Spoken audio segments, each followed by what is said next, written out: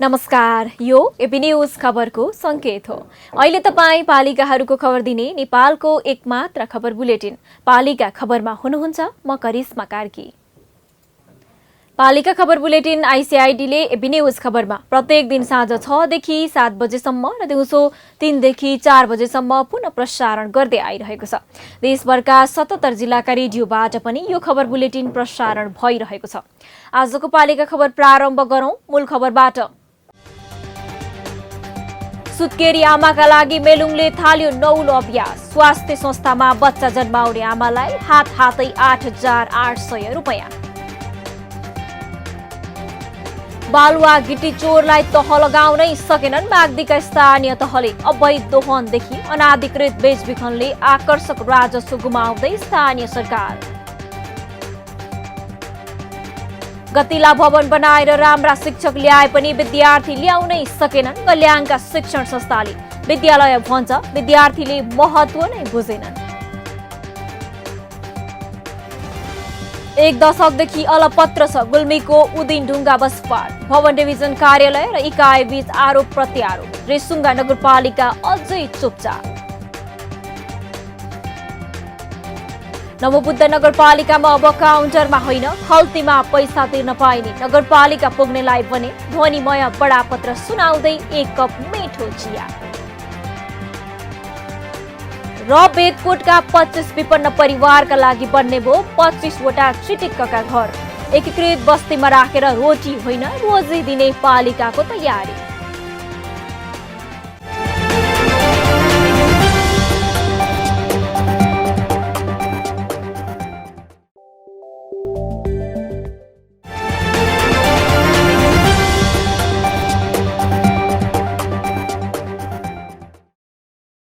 पालिका खबर अब विस्तारमा। अब स्वास्थ्य संस्थामा सुत्केरी हुँदा 8,800 रुपैयाँ पाइने भएको छ। तर सबै जिल्लाको स्वास्थ्य संस्थामा भने होइन। यो त दोलखाको मेलुङ गाउँपालिकाले कोही पनि घरमा सुत्केरी नहुन् र आफ्नो र बच्चाको स्वास्थ्यमा कुनै सङ्कट नआओस् भनेर सुरु गरेको अभियान हो। संघीय सरकारले प्रदान गर्ने 3,800 रुपैयाँमा 5,000 थप गरेर स्वास्थ्य संस्थामा पुगेर सुत्केरी हुनेलाई 8,800 रुपैयाँ दिने व्यवस्था गरेको छ।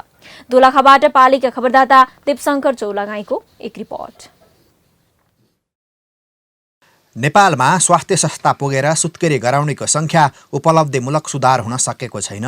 घरमै बच्चा जन्माउँदा मृत्युदर पनि बढ्ने गरेको सरकारी तथ्याङ्कले नै देखाउँदै आएको छ। यसरी अस्पताल जान नमान्ने र चिकित्सकका अगाडि आफ्नो स्वास्थ्यको बारेमा चासो नलिनेका लागि दोलखाको मेलुङ गाउँपालिकाले नयाँ अभियान सुरु गरेको छ। त्यो हो स्वास्थ्य संस्था पुगेर बच्चा जन्माउनेलाई 8,800 रुपैयाँ दिने व्यवस्था। सुरक्षित रूपमा बच्चा जन्माई बाल मृत्यु दर र मातृ मृत्यु दर कमी गर्ने उद्देश्यले जिल्लामा यो नमुना कामको सुरुवात मेलुङ गाउँपालिकाले गरेको छ।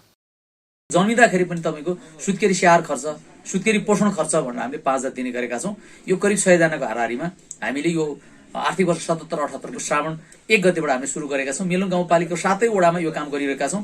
गाउँपालिकाको अध्यक्षको हैसियतले त्यो प्रमाणपत्रमा सही गर्ने काम मैले गरिरहेको छु भने त्यसो सम्बन्धी वडाका वडाजीले चाहिँ सही गर्नुहुन्छ। त्यो प्रमाणपत्र सहित तपाईँ क्रिया खर्च बापत 5,000 र तपाईँको जन्मदत्ता तपाईँको सुत्केरी पोषण कार्यक्रम अन्तर्गतको 5,000 घर घरमै लगेर दिने काम मेलुङ गाउँपालिकाले गरेको छ। मलाई असाध्य खुसी लागेको छ। यो नमुना काम सुरु भए ता गाउँपालिकाको वडा नम्बर 1 का घरमा सुत्केरी हुनेको संख्या शून्यमा झरेको छ भने गर्भवतीहरू नियमित स्वास्थ्य जाँच गराउन स्वास्थ्य संस्था नै पुग्ने गरेका छन्। त्यसरी सुत्केरी भएकालाई गाउँपालिकाले सँगै सरकारले दिने रकममा 5,000 थप गर्दै जन्म दर्ताको प्रमाणपत्र पनि दिने गरेको छ। उता गाउँपालिकाले पनि रकम बिस्तारै थप गर्दै लैजाने तयारी समेत गरेको छ। यो कार्यक्रमले हामीले के ल्याएको छ भने मेलुङ गाउँपालिकामा चाहिँ नवजात शिशुहरूको मृत्युमा कमी हुनेछ। आमाहरूले चाहिँ विविध कारणले अथवा पोषण खान नपाएर त्यतिखेर सुत्केरी आमाहरूले चाहिँ राम्रो चाहिँ खानाहरू खान नसकेर अथवा पोषणहरू भनौँ न जस्तो त्यो तागत आउने चिजहरू खान नपाएर आमाहरू पनि कमजोर नहुने, स्वास्थ्यमा कमजोर नहुने। गर्भवतीले कम्तीमा 4 पटक जाँच गराई नियमित खोप लगाउने गरेका छन्। स्वास्थ्य संस्थामा आएर स्वास्थ्यका सबै मापदण्ड पूरा गर्ने गर्भवतीलाई 5,000 दिने कार्यक्रम लोकप्रिय बन्दै गएको स्थानीय पञ्जिकाधिकारीको भनाइ छ भने स्थानीय पनि यो नमुना कामप्रति निकै खुसी छन्। एउटा महिलाले कम्तीमा पनि 4 पटक गर्भ जाँच गराउने र उसले स्वास्थ्य कर्मीको सल्लाहमा चाहिँ बच्चा जन्माउने र उसले त्यो बच्चालाई चाहिँ नियमित खोप लगाउने। धेरै सन्तान जन्माएकैले तल्लो पेट दुख्ने, पाठेघर खस्ने जस्ता समस्या गर्भवतीले भोग्ने गरेका छन्। चेतनाको कमी हुँदा हुने यस किसिमको समस्यालाई पनि मध्यनजर गर्दै पालिकाले अघि सारेको अभियान वा नमुना कामले उनीहरूले प्रोत्साहन स्वरूप रकम पनि पाउने छन्। त्यति मात्र नभई स्वास्थ्य संस्था पुगेर बच्चा जन्माउँदा बच्चा र आमा दुवैको स्वास्थ्य सामान्य पनि हुने गर्दछ। म्याग्दीमा विकास आयोजनाका नाममा खोलिएका अस्थायी क्रसर उद्योगको दुरुपयोग हुन थालेको छ। जलविद्युत र सडक आयोजनाले खोलेका क्रसर उद्योगद्वारा उत्पादित बालुवा, गिटी र रोडा उद्देश्य विपरीत बजारमा बिक्री गर्न थालिएको छ। राष्ट्रिय गौरव र महत्त्वका आयोजनाका लागि आवश्यक निर्माण सामग्री आपूर्तिका लागि प्रभावित क्षेत्रमै क्रसर खोल्न पाएको सुविधा ठेकेदारले दुरुपयोग गरेका हुन्। म्याग्दीबाट पालिका खबरदाता सन्तोष गौतमको एक रिपोर्ट। विकास योजनाका नाममा खोलिएका अस्थायी क्रसर उद्योगको दुरुपयोग गरेर नदीजन्य वस्तुको अवैध दोहन र चोरी निकासी हुँदा म्याग्दीका स्थानीय तहको आयस्रोत प्रभावित भएको छ।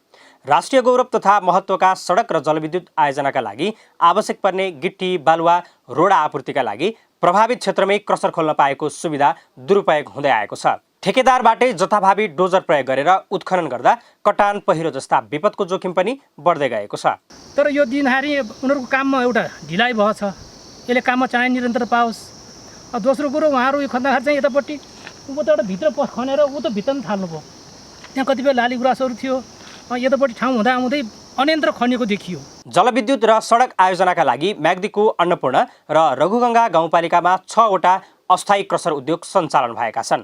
दाना, घिर्स्याङ, स्याउली बजार र सिङ्गाको ठुलो खोलामा 4 वटा क्रसर खोल्ने तयारी छ। नदीदोहनमा संलग्न समूहहरू पछिल्लो समय आयोजनाले सञ्चालन गरेका क्रसर मार्फत बगर उत्खनन र चोरी निकासी गर्न थालेका सुरक्षा निकायले जनाएको छ। तर निर्माण व्यवसायीहरू भने सम्झौता अनुसार आयोजना आसपासका क्षेत्रबाटै ढुङ्गा गिटी उत्खनन गरिएको भए पनि अनाधिकृत रूपमा बिक्री वितरण नगरेको दावी गर्छन्। 8 मिटरको बाटो खन्ने, त्यसबाहेक चाहिँ अरू एक्स्ट्रा चाहिँ 4 मिटर चाहिँ भित्र गएर काट्ने भन्ने हिसाबले 12 मिटरको खन्ने भन्ने खालको एउटा चाहिँ माइनेट छ हामीसँग। त्यही माइनेटको आधारले हामी काम गरिरहेका छौँ। त्योभन्दा एक्स्ट्रा चाहिँ अहिले हामी त्यो बाहेक भित्र दाबी गरेर कुनै ठाउँमा त्यसरी हामी चाहिँ गएका पनि छैनौँ र हामी त्यस्तो चाहिँ अब चाहिँ जाने प्लान पनि छैन। विकास आयोजनाका लागि स्थानीय तहहरूले न्यूनतम मूल्य राखेर प्रक्रिया पूरा गरी नदीजन्य वस्तु उत्खनन गर्न अनुमति दिने गरेका छन्।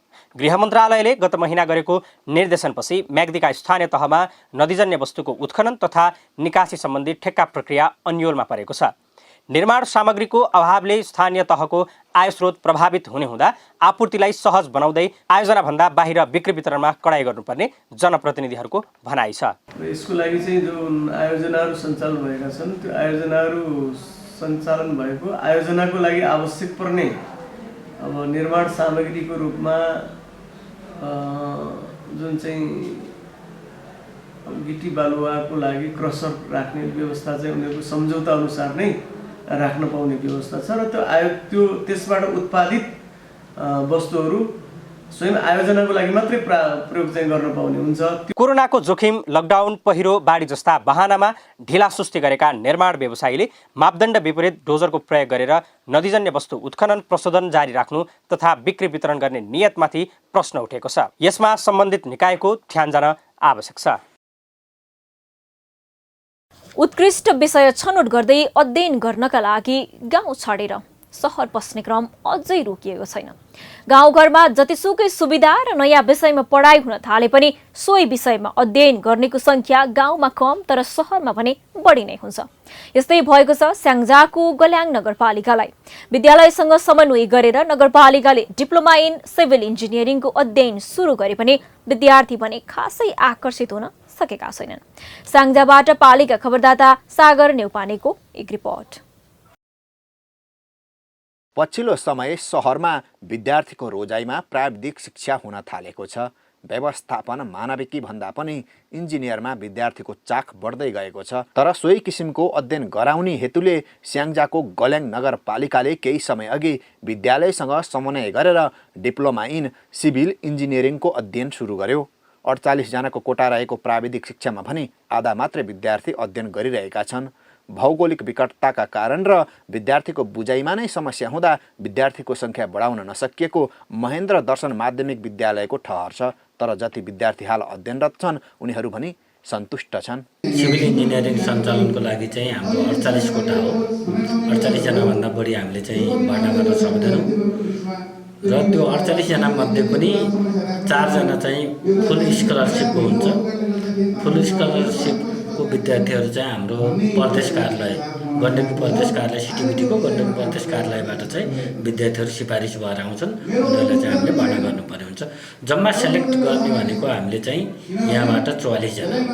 विद्यालयमा प्राविधिक शिक्षालाई व्यवस्थित बनाउने र नगरपालिकाकै नमुना विद्यालयको रूपमा विकास गर्ने लक्ष्य राखिए पनि विभिन्न समस्याका कारण विद्यार्थीको सङ्ख्यामा कमी देखिएको छ। तर पनि यसको प्रचार प्रसार गरी अझै व्यवस्थित बनाउने तयारी नगरपालिकाको छ। एउटा प्राविधिक शिक्षालाई हामी गाडी किनेर निःशुल्क दिने व्यवस्था मिलाउने गरी घोषणा गर्यौँ र शिक्षा क्षेत्रमा बालबालिकालाई जोडेर उनीहरूलाई एउटा रचनात्मक काममा प्राविधिक काममा उत्पादनसँग जोडेर लैजाने शिक्षा अगाडि बढाउने काममा हामी लागिरहेका छौँ। जीवन उपयोगी र व्यावहारिक शिक्षाका लागि प्राविधिक विषयका विद्यालयको आवश्यकता सबै क्षेत्रमा महसुस गरिन्छ। तर त्यसलाई सञ्चालन गर्ने र विद्यार्थीमा आकर्षण ल्याउन विशेष पहल गर्नुपर्ने देखिन्छ। जे जति अहिले विद्यार्थीहरू यहाँ अध्ययन गरिरहेका छन् उनीहरूले यहाँको पढाइ ल्याब लगायतका विषयहरूमा एकदम सन्तुष्ट छन् र नतिजा पनि हामीले सन्तोषजनक नै निकालेका छौँ। इन्जिनियरिङ क्षेत्रको भविष्य र यसले भोलिका दिनमा विद्यार्थीलाई अन्य रोजगारी सिर्जना गर्न कतिको मद्दत गर्दछ भन्ने विषयमा नगरपालिकाले बुझाउन आवश्यक छ। त्यति मात्र नभई गाउँघरमा यस किसिमको प्राविधिक पढाइलाई भित्र्याउँदा सहुलियतमा समेत अध्ययन गराएमा विद्यार्थीको ध्यान त्यसतर्फ केन्द्रित हुनेमा दुई मत छैन। पालिका बुलेटिनमा अब पालो ओपन ब्यालटको। आजको ओपन ब्यालटमा हामीले तपाईको स्थानीय तहमा भइरहेका विकास निर्माण कार्य अलपत्र हुनुमा कसको दोष छ भनेर म्याग्दी र खोटाङवासीलाई सोधेका छौं। हेरौं के भन्छन् उनीहरू।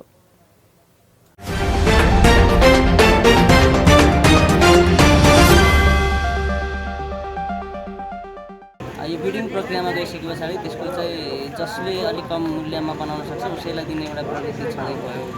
त्यो सँगसँगै बनाउने अब कम्पनी भनेको चाहिँ एउटा नाफा आफै लागि गर्ने भएको हिसाबले उनीहरूले गर्ने कामहरू चाहिँ प्रायः चाहिँ त्यसको सरकारवाला निकायहरूले चाहिँ अलिकति अनुगमनको पाटोहरू चाहिँ अलिक कम भएर हुनसक्छ। त्यो सँगसँगै अर्को हाम्रो चाहिँ प्रशासनिक प्रक्रियाहरू एकदमै झन्झटिलो छ। गुणस्तर सहितको विकास हुन नसक्नुमा चाहिँ स्थानीय तहको जो जनप्रतिनिधिहरू हुनुहुन्छ उहाँहरू सबैजना चाहिँ आफ्नो ठाउँमा बसेर काम त पक्कै पनि राम्रो नै गरेको छु भनेर गरिरहनु भएको छ। तथापि पनि मलाई कस्तो लाग्छ भने कति ठाउँमा सुन्न आए अनुसार र देखिए अनुसार चाहिँ जति बजेट हो त्यो अनुसारको विकास नभइरहँदाखेरि चाहिँ स्थानीय सरकारको जो प्रतिनिधिहरू हुनुहुन्छ उहाँहरू नि एक खालको भ्रष्टाचारको चाहिँ अथवा रक्षक हुनुहुन्छ कि जस्तो लाग्छ। गुणस्तर बनाउनु भन्दा पनि आफ्नो कमाइलाई चाहिँ बढी रायता दिएको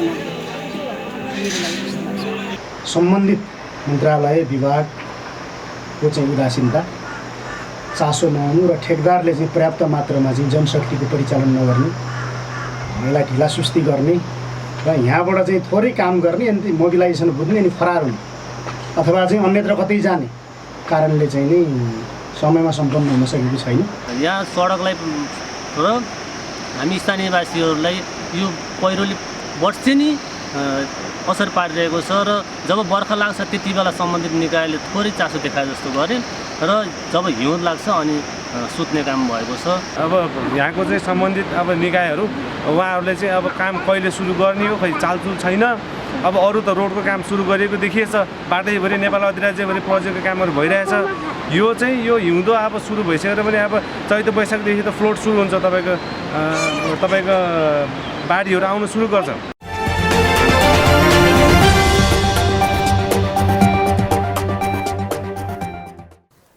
पालिका खबरको सिलसिला अझै जारी छ, त्यसअघि विश्राम अघि मूल खबर। सुत्केरी आमाका लागि मेलुङले थाल्यो नौलो अभ्यास। स्वास्थ्य संस्थामा बच्चा जन्माउने आमालाई हातै 8,800 रुपैयाँ। बालुवा गिटी चोरलाई तह लगाउनै सकेनन् माग्दीका स्थानीय तहले। अवैध दोहनदेखि अनाधिकृत बेचबिखनले आकर्षक राजस्व गुमाउँदै स्थानीय सरकार। गतिला भवन बनाएर राम्रा शिक्षक ल्याए पनि विद्यार्थी ल्याउनै सकेनन् कल्याणका शिक्षण संस्थाले। विद्यालय भन्छ विद्यार्थीले महत्त्व नै बुझेनन्। एक दशकदेखि अलपत्र छ गुल्मीको उदिनढुङ्गा बस पार्क। भवन डिभिजन कार्यालय र इकाइ बीच आरोप प्रत्यारोप। रेसुङ्गा नगरपालिका अझै चुपचाप। नवबुद्ध नगरपालिकामा अब काउन्टरमा होइन खल्तीमा पैसा तिर्न पाइने नगरपालिका पुग्नेलाई भने ध्वनिमय बडापत्र सुनाउँदै एक कप मिठो चिया। र बेदकोटका 25 विपन्न परिवारका लागि बन्ने भो 25वटा चिटिक्कका घर। एकीकृत बस्तीमा राखेर रोटी होइन रोजी दिने पालिकाको तयारी।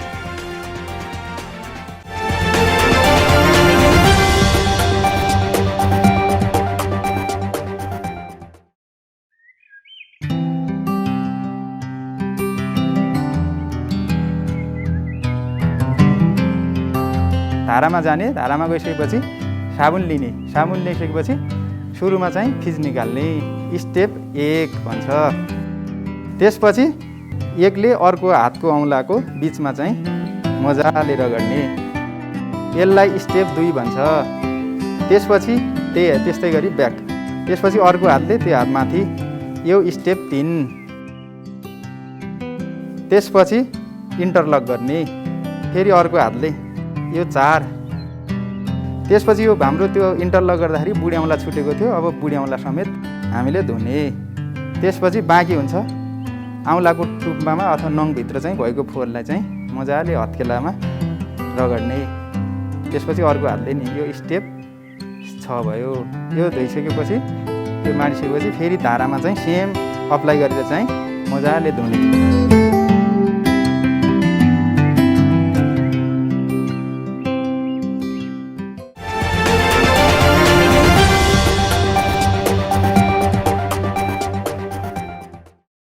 कञ्चनपुरको बेदकोट नगरपालिका क्षेत्रका विपन्न घरबारविहीन नागरिकहरूका लागि पक्की घर निर्माण भइरहेका छन्। सुदूरपश्चिम प्रदेश सरकारले बेदकोट नगरपालिका वडा नम्बर 5 धरमपुर क्षेत्रमा लामो समयदेखि बस्दै आएका विपन्न घरबारविहीन नागरिकलाई पक्की घरमा बस्न पाउने गरी मुख्यमन्त्री एकीकृत बस्ती निर्माणका लागि भवन शिलान्यास गरिएको छ। कञ्चनपुरबाट पालिका खबरदाताको एक रिपोर्ट। कञ्चनपुरको बेदकोट नगरपालिका वडा नम्बर 5 धरमपुर क्षेत्रका वडावासी पुलकित भएका छन्। सुदूरपश्चिम प्रदेशका मुख्यमन्त्री त्रिलोचन भट्टले एकीकृत बस्ती निर्माणका लागि भवन शिलान्यास गरेसँगै बासिन्दाको मुहारमा खुसी छाएको हो। सुदूरपश्चिम प्रदेश सरकारको भूमि व्यवस्था कृषि तथा सहकारी मन्त्रालयले मुख्यमन्त्री एकीकृत बस्ती अन्तर्गत धरमपुर क्षेत्रमा भूमिहीन घरबारविहीन 25 परिवारका लागि पक्की घर बनाइदिन लागेको हो।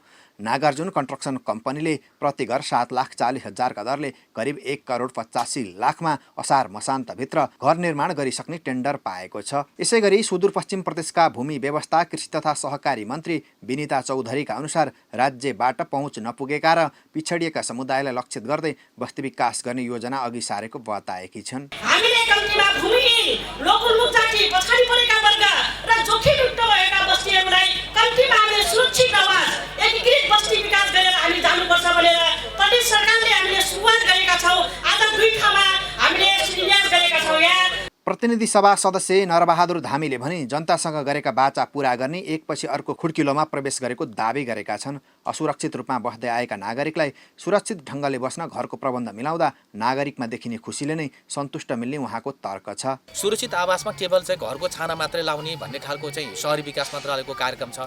त्यो कार्यक्रमलाई चाहिँ अलिकति चाहिँ व्यवस्थित गरेर बरु चाहिँ त्यो छाना मात्रै लाउने भन्दा यो स्टाइलमा चाहिँ त्यसलाई चाहिँ रूपान्तरण गरेर हामी त्यसलाई पनि यसरी सुरक्षित आवास यो तरिकाबाट बनाउने दिशातर्फ हामी त्यसलाई पनि उन्मुख गराउनतिर लाग्नेछौँ। विपन्नका लागि घर निर्माण हुने भएपछि अब कोही पनि बेघर हुनु नपर्ने नगरपालिका प्रमुखको दाबी छ। बेदकोट नगरपालिकाको एउटा यो दुर्गम बस्ती, एउटा भूमिहीन सुकुम्बासी बस्ती जहाँ आज हामीले भवनको शिलान्यास गरेका छौँ। एकीकृत बस्ती बनाउनका निमित्त यो ठाउँमा उहाँलाई बस्नका निमित्त सबैको तर्फबाट सहमति भयो। चालु आर्थिक वर्ष 77-78 स्वीकृत एकीकृत बस्ती निर्माण कार्यक्रम अन्तर्गत बेतकोट नगरपालिकाको वडा नम्बर 5 मा 25 घर निर्माण हुनेछन्। यी बाहेक प्रदेश सरकारले दिपायल, कैलाली लगायतका स्थानमा पनि भवन निर्माण गर्ने योजना बनाएको छ। पालिका बुलेटिनमा अब पालो पालिका टकको।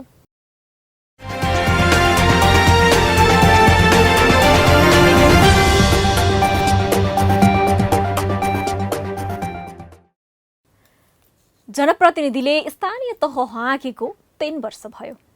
यो बीचमा 3 तहका सरकार बीच पटक पटक अधिकार बाँडफाँड हुँदै प्राकृतिक स्रोतको उपभोगदेखि सार्वजनिक जग्गा र सम्पत्ति भोग चलनसम्ममा विवाद हुँदै आएका छन्। स्थानीय तहको निरन्तरको गुनासो छ, हामीले कर्मचारी नै पाएनौँ। कर्मचारी सरुवामा पनि उनीहरूको असन्तुष्टि छ। कतिपय स्थानीय तहले अझै बजेट ल्याउन सकेका छैनन्। यो सन्दर्भमा कुराकानी गर्न आजको पालिका टकमा हामीसँग जोडिनु भएको छ संघीय मामिला तथा सामान्य प्रशासन मन्त्रालयका प्रवक्ता बसन्त अधिकारी। स्वागत छ प्रवक्ताज्यू यहाँलाई पालिका टकमा। धन्यवाद।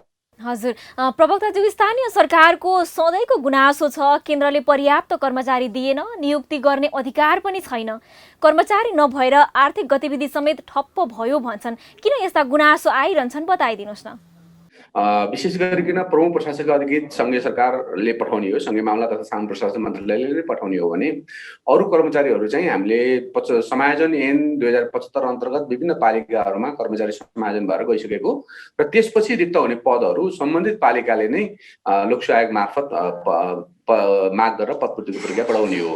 र अहिले तपाईँले भने जस्तै कतिपय स्थानीय तहहरूमा प्रमुख प्रशासक अधिकृतकै पनि पद रिक्त रहेको अवस्था छ। एउटा त हामी यो कोभिडको कारणले पनि लोकसेवा आयोगले पदपूर्तिको जुन हामीले पनि माग गरेका पदपूर्तिहरू हुन सकेका छैनन्। करिब 392वटा शाखा अधिकृत तहको पदको अहिलेसम्म पनि त्यो प्रक्रिया अगाडि बढेको छैन। कोभिडको कारणले परीक्षाहरू स्थगित भएको छ। उपसचिवको पनि करिब 60 भन्दा बढी उपसचिवहरू लोकसेवा आयोगबाट सिफारिस भएर आउने बाँकी नै छ। यो सबै आइसकेपछि हामी यो 4-5 महिनाभित्रमा सबै पालिकाहरूमा प्रमुख प्रशासक अधिकृत चाहिँ कन्फर्म प्रमुख प्रशासक अधिकृतहरू पठाउँछौँ। तर के छ भन्दाखेरि कतिपय पालिकाहरूले चाहिँ अब लोकसेवा आयोगबाट उहाँहरूले जुन गत साल 9400 पदहरू विभिन्न पालिकाहरूमा पदपूर्ति भए सहायक स्तरका पदहरू कतिपय पालिकाहरूले मागको आकृति फारम नै पठाइदिनु भएन। प्रमुख प्रशासक अधिकृत चाहिँ सङ्घीय सरकारको कर्मचारी जाने हुनाले त्यसको व्यवस्थापन चाहिँ अनि प्रवक्ताज्यू, यो स्थानीय सरकारले थाहै नपाई कार्यकारी अधिकृत सरुवा गर्नुहुन्छ रे, अर्को पनि गुनासो छ नि स्थानीय सरकारका, के भन्नुहुन्छ? यस्तो छ, वास्तवमै हो तपाईँले भने जस्तै अब थाहै नपाइकन भन्दा पनि प्रमुख प्रशासकीय अधिकृतहरूको सरुवा विभिन्न कारणले हुन्छ। एउटा प्रमुख प्रशासकीय अधिकृतले त्यहाँ उहाँका सम्बन्धित कर्मचारीकै कारणले पनि उसलाई त्यहाँ राखिराख्नु पर्ने अवस्था, राखिराख्दा झन् त्यहाँको अवस्था बिग्रिने, त्यहाँको माहौल बिग्रिने, त्यहाँको विकास निर्माणको काममा समस्या पर्ने, उसको क्षमताको कारणले पनि, उसको व्यक्तिगत कारण जुन मैले भने प्रमुख प्रशासक अधिकृतको कारणले पनि सर हुन्छ। कम्तीमा पनि एउटा प्रमुख प्रशासक अधिकृत एउटा पालिकामा कम्तीमा 1 वर्ष बस्नुपर्छ, 2 वर्षसम्म ऊ बस्न सक्छ।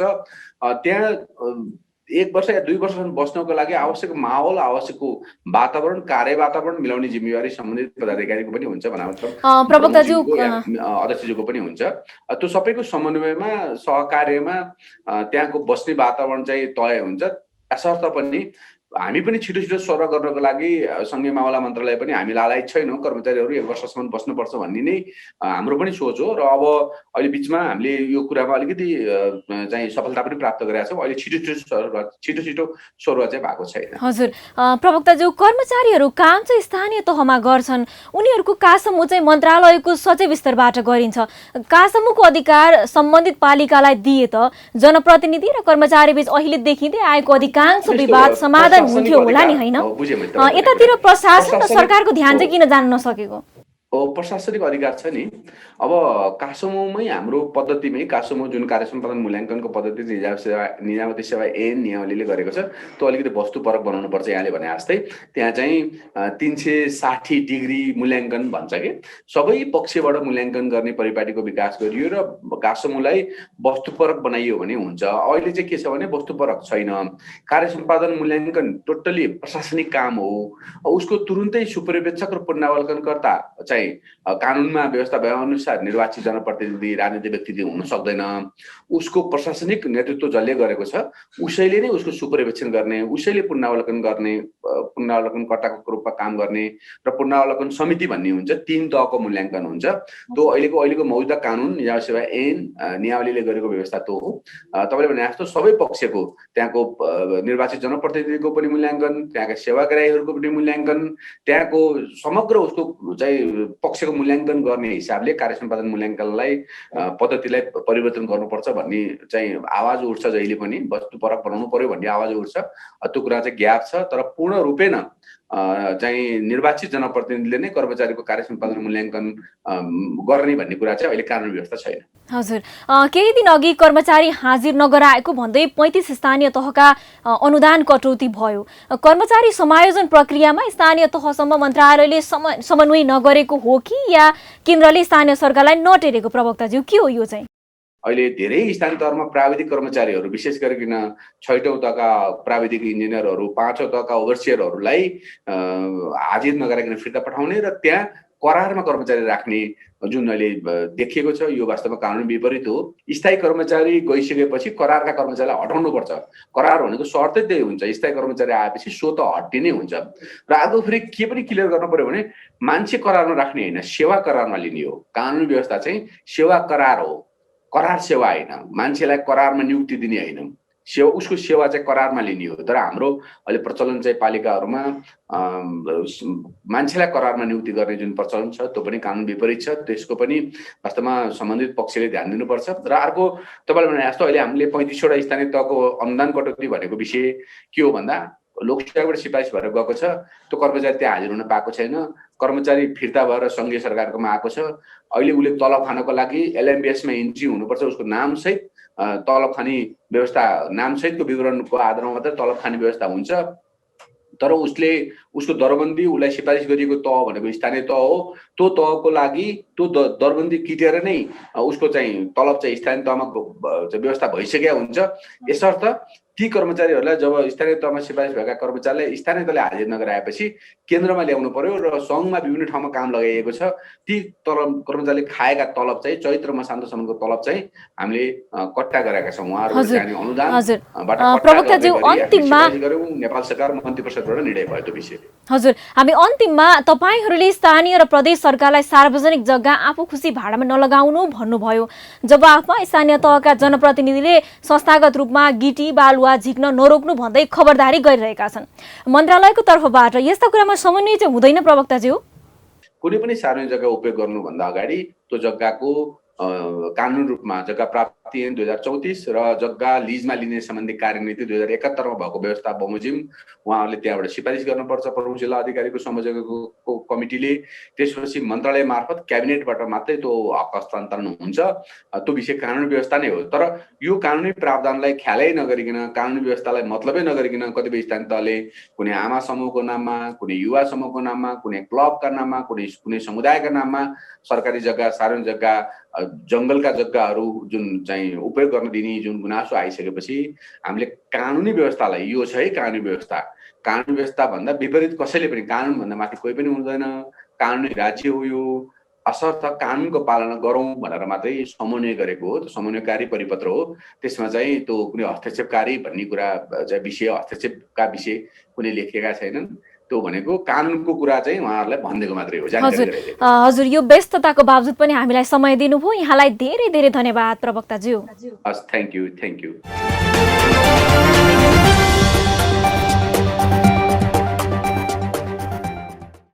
अब हट्ने छन् सबैका खबर, यो हो पालिका खबर। पालिका खबरको सिलसिला अझै जारी छ, त्यसअघि विश्राम अघि मूल खबर। सुत्केरी आमाका लागि मेलुङले थाल्यो नौलो अभ्यास। स्वास्थ्य संस्थामा बच्चा जन्माउने आमालाई हातै 8,800 रुपैयाँ। बालुवा गिटी चोरलाई तह लगाउनै सकेनन् माग्दीका स्थानीय तहले। अवैध दोहनदेखि अनाधिकृत बेचबिखनले आकर्षक राजस्व गुमाउँदै स्थानीय सरकार। गतिला भवन बनाएर राम्रा शिक्षक ल्याए पनि विद्यार्थी ल्याउनै सकेनन् कल्याणका शिक्षण संस्थाले। विद्यालय भन्छ, विद्यार्थीले महत्त्व नै बुझेनन्। एक दशकदेखि अलपत्र छ गुल्मीको उदिनढुङ्गा बस पार्क। भवन डिभिजन कार्यालय र इकाइ बीच आरोप प्रत्यारोप। रेसुङ्गा नगरपालिका अझै चुपचाप। नवबुद्ध नगरपालिकामा अब काउन्टरमा होइन खल्तीमा पैसा तिर्न पाइने नगरपालिका पुग्नेलाई भने ध्वनिमय बडापत्र सुनाउँदै एक कप मिठो चिया। र बेगकोटका 25 विपन्न परिवारका लागि बन्ने भो 25वटा चिटिक्कका घर। एकीकृत बस्तीमा राखेर रोटी होइन रोजी दिने पालिकाको तयारी।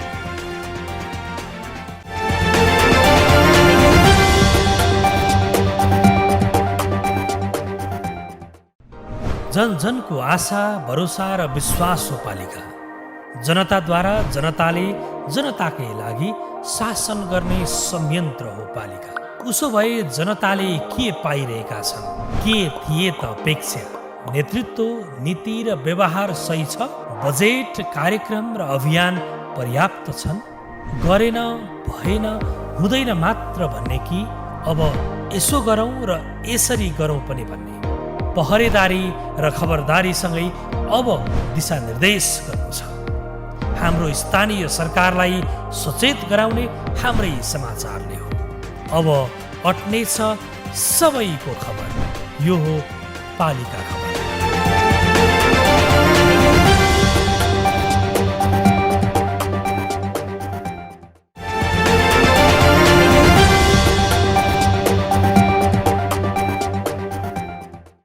यदि तपाईँ सेवा लिन नगरपालिकाको कार्यालय जाँदा कस्तो सुविधा होस् भन्ने चाहनुहुन्छ, पक्कै पनि कार्यालयका मानिसले राम्ररी सेवा दिए हुन्थ्यो भन्ने लाग्छ नै। तर यदि नगरपालिकाले तपाईँलाई सेवा लिन जाँदा चिया वा तातो पानीको सुविधा दियो भने पक्कै पनि तपाईँ खुसी हुनुहुन्छ। हो, सेवाग्राहीलाई नै ध्यानमा राखेर काभ्रे प्लान्चोकको नवबुद्ध नगरपालिकाले सेवाग्राहीका लागि चिया वितरण सुरु गरेको छ। काभ्रेबाट पालिका खबरदाताको एक रिपोर्ट। नगरपालिकामा पुगेका अधिकांश सेवाग्राहीको पहिलो रोजाइ छिटोभन्दा छिटो काम होस् भन्ने नै हुन्छ। त्यसमाथि पनि सेवा दिनेको राम्रो बोली सबैले खोज्ने गर्छन् नै। तर सेवा लिन लाइनमा बस्नुपर्दा भने पिउने पानीसम्मको व्यवस्था होस् भन्ने चाहना नगरपालिकामा मात्र होइन हरेक कार्यालयमा हुन्छ।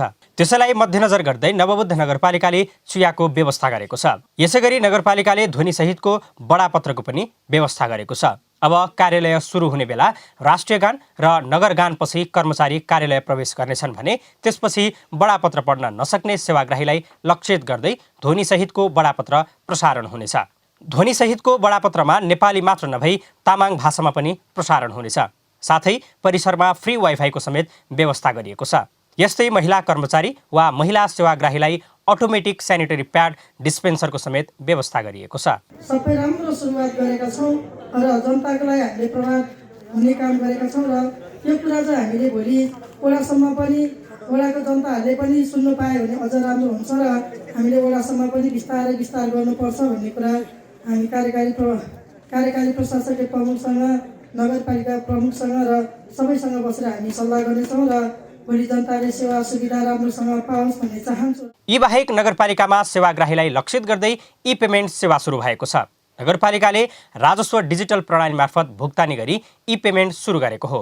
अब सेवाग्राहीले घरमै बसेर ई सेवा तथा खल्ती एप प्रयोग गरेर राजस्व बुझाउन सक्नेछन्। सेवा सुरु भएसँगै नगरवासीले सम्पत्ति कर, घर बहाल कर लगायतका कर एवं राजस्व तिर्नका लागि नगरपालिकासम्म धाउनुपर्ने बाध्यताको अन्त्य भएको छ। हाल यो सेवा वडा नम्बर 4बाट सुरु भएको छ भने यसलाई 11वटै वडामा पुर्याउने लक्ष्य नगरपालिकाको छ। साथै हाल भाडामा रहेको कार्यालयलाई 14 महिनामै आफ्नो भवनमा सार्ने योजना समेत नगर प्रमुखको छ। नवबुद्ध नगरपालिकाको फ्री वाइफाई क्षेत्र यहाँलाई स्वागत गर्दछ।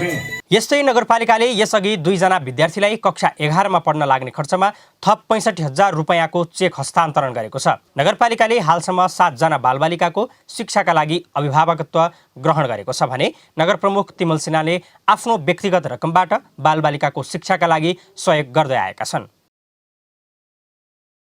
पालिका खबर बुलेटिनमा अब पालो पालिकामा आजको। आज दिनभर कुन पालिकामा के भयो? सहकर्मी सन्तोष पोखरेलको साथमा पालिकामा आज।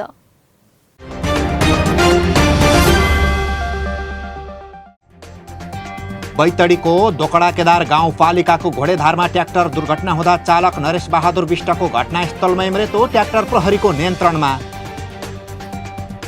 गोर्खाको आरुघाट गाउँपालिकाको वडा नम्बर 4 र 5 जोड्ने आर्खेत खोलामा मोटरेबल पुल निर्माण हुने, गण्डकी प्रदेशका भौतिक पूर्वाधार विकास मन्त्री रामशरण बस्नेतले गरे पुलको शिलान्यास।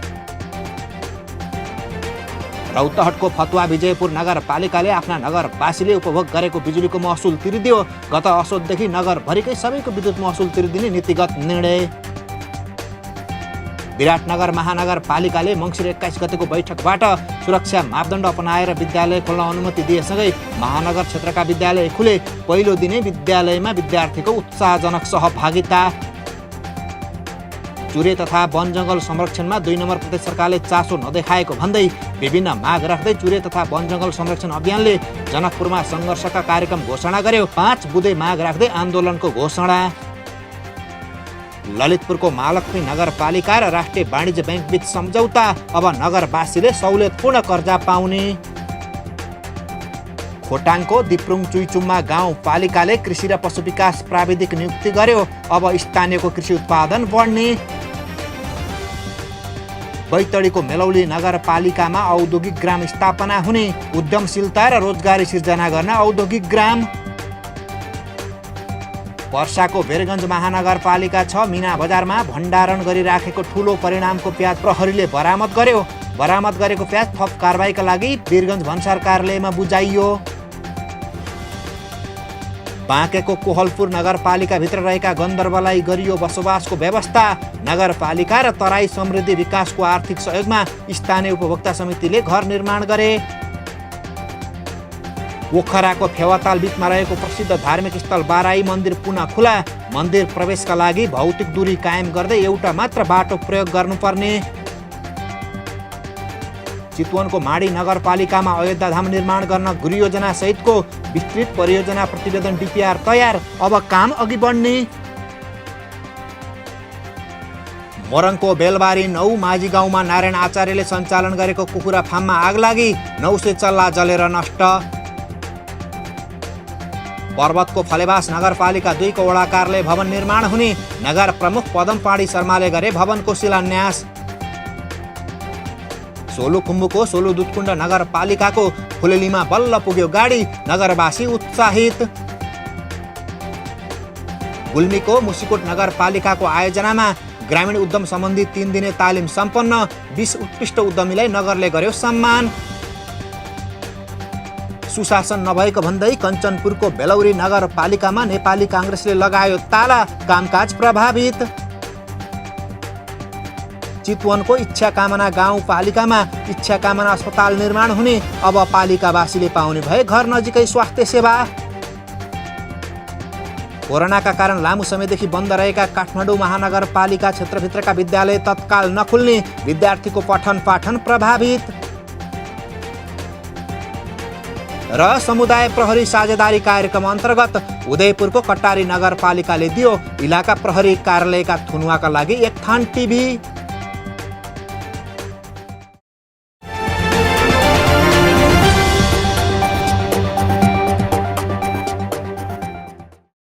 न गाउँ न सहर, छुट्दैनन् कुनै खबर। यो हो पालिका खबर।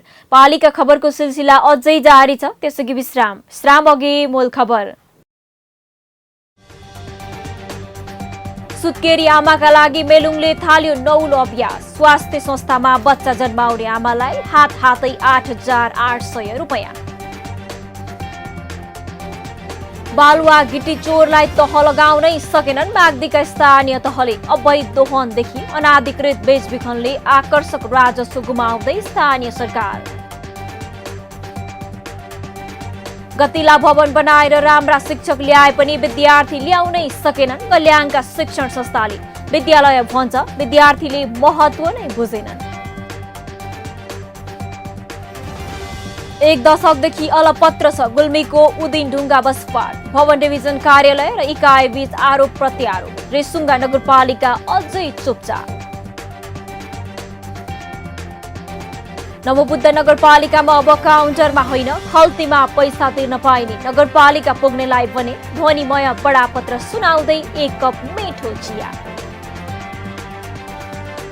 र बेगकोटका 25 विपन्न परिवारका लागि बन्ने भो 25 वटा चिटिक्कका घर।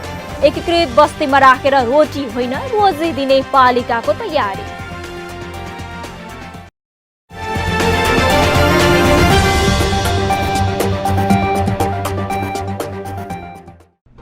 जन जनको आशा भरोसा र विश्वास हो पालिका। जनताद्वारा जनताले जनताकै लागि शासन गर्ने संयन्त्र हो पालिका। उसो भए जनताले के पाइरहेका छन्, के थिए त अपेक्षा? नेतृत्व, नीति र व्यवहार सही छ? बजेट, कार्यक्रम र अभियान पर्याप्त छन्? गरेन, भएन, हुँदैन मात्र भन्ने कि अब यसो गरौँ र यसरी गरौँ पनि भन्ने? पहरेदारी र खबरदारीसँगै अब दिशानिर्देश गर्नु छ। हाम्रो स्थानीय सरकारलाई सचेत गराउने हाम्रै समाचारले हो। अब अट्नेछ सबैको खबर। यो हो पालिका खबर।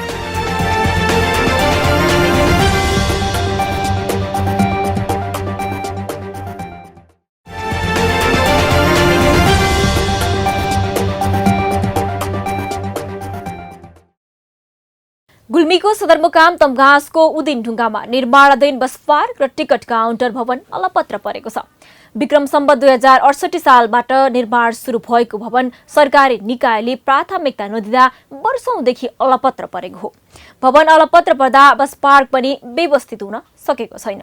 वर्षाको समयमा हिलाम्मे र हिउँदको समयमा धुलाम्मे हुनु बस पार्कको विशेषता बनेको छ, जसले गर्दा यातायात व्यवसायी तथा स्थानीयवासीले हैरानी खेप्दै आएका छन्। गुल्मीबाट पालिका खबरदाता टोपलाल अरियालको एक रिपोर्ट। यो गुल्मीको अति व्यस्त बस पार्क हो।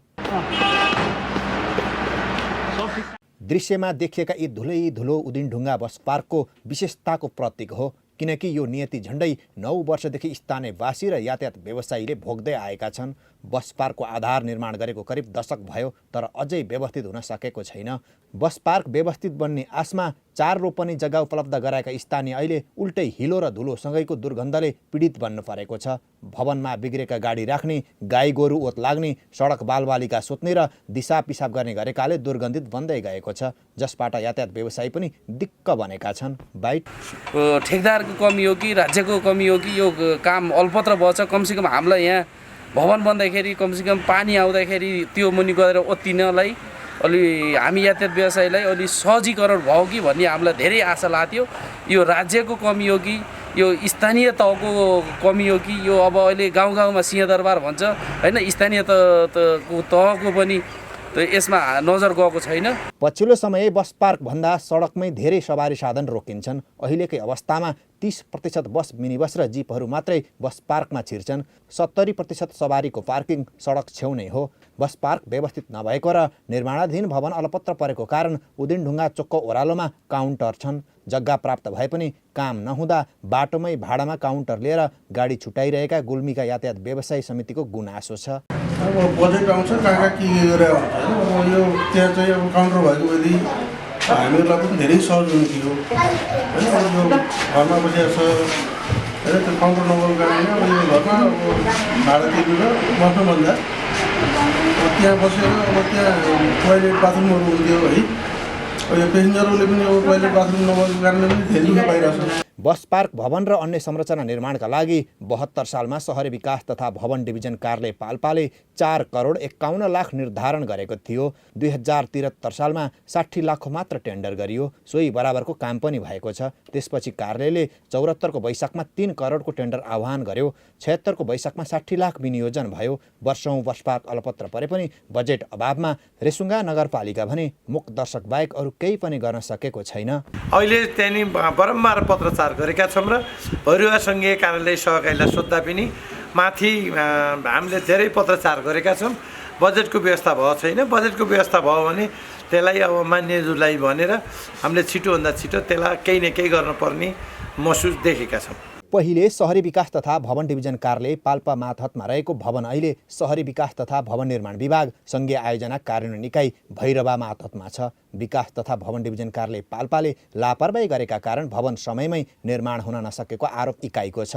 आर्थिक वर्ष 74मा विनियोजित 3 करोड रुपैयाँबाट बोलपत्र भइसकेपछि मूल्याङ्कन गरी सम्झौता गरेको भए भवन पहिले नै बनिसक्ने इकाइका प्रमुख राजेन्द्र पाण्डेको दाबी छ। शहरी विकास तथा भवन निर्माण विभाग डिभिजन कार्यालय पाल्पाको सम्पूर्ण कार्यक्षेत्र सङ्घीय आयोजना कार्यान्वयन इकाइ रूपन्देहीमा प्राप्त भए पश्चात त्यस अफिसबाट आयोजना प्रमुखको हिसाबले बारम्बार विभागमा बस पार्कको निर्माणाधीन काम अधुरो छ, यसलाई चाहिँ सम्पन्न गर्नको लागि चाहिँ आवश्यक बजेटको व्यवस्था हुनु पर्यो भनेर पत्र पठाइरहेको अवस्था थियो।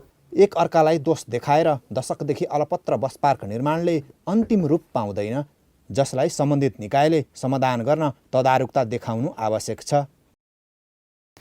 पालिका खबर बुलेटिनको अन्ततिर छौं। मूल खबर पुनः एकपटक। सुत्केरी आमाका लागि मेलुङले थाल्यो नौलो अभ्यास। स्वास्थ्य संस्थामा बच्चा जन्माउने आमालाई हातै 8,800 रुपैयाँ। बालुवा गिटी चोरलाई तह लगाउनै सकेनन् माग्दीका स्थानीय तहले। अवैध दोहनदेखि अनाधिकृत बेचबिखनले आकर्षक राजस्व गुमाउँदै स्थानीय सरकार। गतिला भवन बनाएर राम्रा शिक्षक ल्याए पनि विद्यार्थी ल्याउनै सकेनन् गल्याङका शिक्षण संस्थाले। विद्यालय भन्छ, विद्यार्थीले महत्त्व नै बुझेनन्। एक दशकदेखि अलपत्र छ गुल्मीको उदिनढुङ्गा बस पार्क। भवन डिभिजन कार्यालय र इकाइ बीच आरोप प्रत्यारोप। रेसुङ्गा नगरपालिका अझै चुपचाप। नवबुद्ध नगरपालिकामा अब काउन्टरमा होइन खल्तीमा पैसा तिर्न पाइने नगरपालिका पुग्नेलाई भने ध्वनिमय बडापत्र सुनाउँदै 1 कप मिठो चिया। र बेदकोटका 25 विपन्न परिवारका लागि बन्ने भो 25 वटा चिटिक्कका घर। एकीकृत बस्तीमा राखेर रोटी होइन रोजी दिने पालिकाको तयारी। हवस् त आजको पालिका खबर बुलेटिन यति नै। पालिका बुलेटिन फेसबुक, युट्युब, इन्स्टाग्राम र हाम्रो अनलाइन संस्करण www.palikakhbar.com बाट हेर्न, पढ्न र सुन्न सक्नुहुनेछ। साथै यो बुलेटिन देशका 77 जिल्लाका रेडियोबाट पनि हरेक दिन सुन्न सक्नुहुनेछ। पालिकाहरूको गतिविधि समेटिने नेपालको एकमात्र खबर बुलेटिन पालिका खबर लिएर भोलि पुनः आउने नै छौं। एबी न्यूज खबर हेर्दै रहनुहोला। नमस्ते।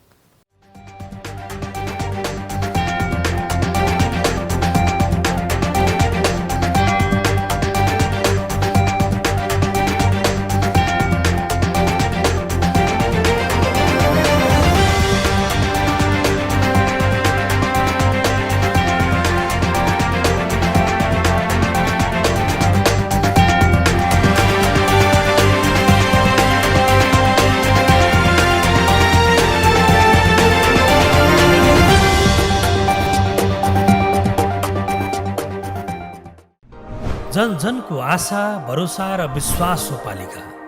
जनताद्वारा जनताले जनताकै लागि शासन गर्ने संयन्त्र हो पालिका। उसो भए जनताले के पाइरहेका छन्? के थिए त अपेक्षा? नेतृत्व, नीति र व्यवहार सही छ? बजेट, कार्यक्रम र अभियान पर्याप्त छन्? गरेन, भएन, हुँदैन मात्र भन्ने कि अब यसो गरौँ र यसरी गरौँ पनि भन्ने? पहरेदारी र खबरदारीसँगै अब दिशानिर्देश गर्नु छ। हाम्रो स्थानीय सरकारलाई सचेत गराउने हाम्रै समाचारले हो। अब अट्नेछ सबैको खबर। यो हो पालिका खबर। हाम्रो सरकार, हाम्रै समाचार।